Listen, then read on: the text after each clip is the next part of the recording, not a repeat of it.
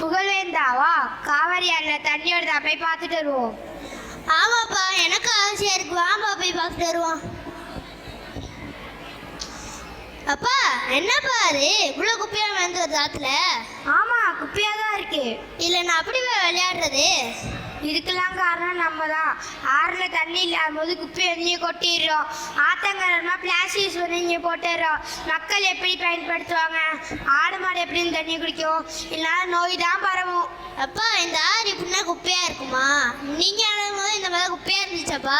இல்லை இல்லை, அப்போலாம் மக்கள் தண்ணியை குடிக்க கூட செய்வாங்க. நானும் என் நண்பர்களும் தண்ணி இருக்கும்போது தண்ணியில் விளையாடுவோம். தண்ணியில் இருக்கும்போது மணலில் விளையாடுவோம். நாங்கள் விளையாண்ட காட்சியெல்லாம் எனக்கு கண் முன்னாடியே நிற்கிது. அப்பா இந்த நிலைமையை மாற்றவே முடியாதாப்பா? நம்ம மட்டும் முயற்சி பண்ண முடியாது புகழ், மக்கள் எல்லாரும் சேர்ந்து பண்ண முடியும். சரி வா புகழ், வீட்டுக்கு போகலாம். அப்பா என் ஃப்ரெண்ட்ஸ்லாம் விளையாட வராங்கப்பா, நான் விளையாண்டு வரேன்ப்பா.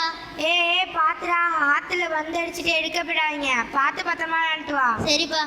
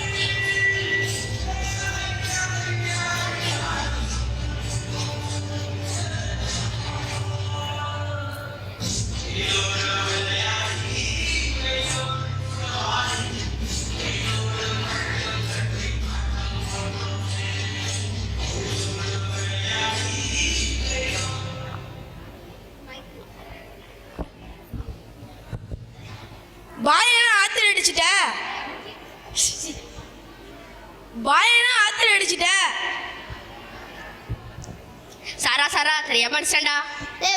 நான் போய் எடுத்து வரேன்டா. நீயா? எனக்கு நீச்சல் தெரியும், நான் போய் எடுத்து வரேன்டா.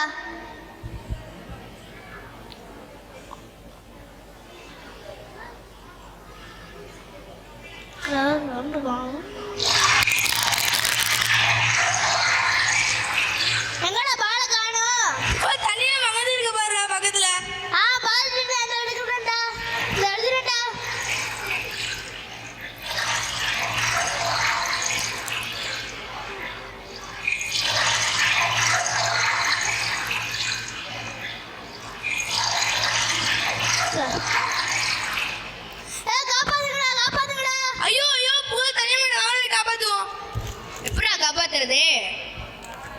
நேத்து இங்க ஒரு கயிறு பார்த்தேன்டா, அது இருக்கான்னு போய் எடுத்துட்டு வரேன்டா.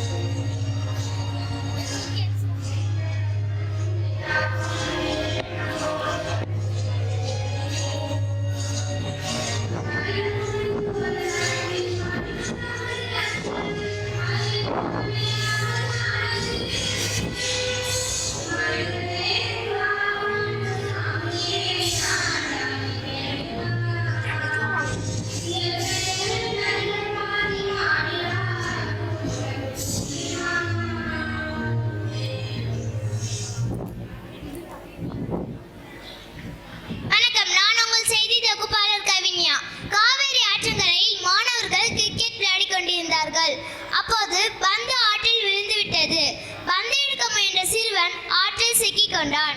அந்த சிறுவனை சக நண்பர்கள் போராடி மீட்டனர். கூடுதல் விவரங்களை வழங்குவதற்கு செய்தியாளர் சர்வேஷ் இணைகிறார். வணக்கம், உங்கள் சர்வீஸ். காவிரி ஆற்றில் பரபரப்பான சூழல் நிலவுகிறது. சொல்லுங்கள் சர்வேஷ், அங்கு பொதுமக்கள் அச்சிறுவனின் நண்பர்கள் என்ன பேசிக் கொண்டிருக்கிறார்கள் என்று விரிவாக பதிவு செய்யுங்கள். அச்சிறுவன் ஆற்றில் இருந்த பந்தை எடுக்க சென்றான். அப்பகுதி மணல் எடுத்த பகுதி. அது மட்டுமல்லாமல் நெகிழிகள் குப்பைகள் நிறைந்ததினால் அச்சிறுவன் நீச்சல் தெரிந்தும் ஆற்றில் சிக்கிக் கொண்டான். அச்சிறுவனின் உடல்நிலை எவ்வாறு இருந்தது? சொல்லுங்கள் சர்வேஷ். சக நண்பர்கள் இணைந்து தூக்கி வந்தனர். அச்சிறுவன் மயக்க நிலையில் இருந்தான். அங்குள்ள பொதுமக்கள் நண்பர்கள் முதலுதவி செய்து அச்சிறுவனை இயல்பு நிலைக்கு கொண்டு வந்தனர். இனிமேல் அச்சிறுவனும் நண்பர்களும் ஆற்றில் மணல் எடுக்காமலும் பொது இடங்களில் நெகிழிகள் குப்பைகள் போடாமலும் பாதுகாப்போம் என்று உறுதி கூறி தூய்மை பணியில் இறங்கியுள்ளனர்.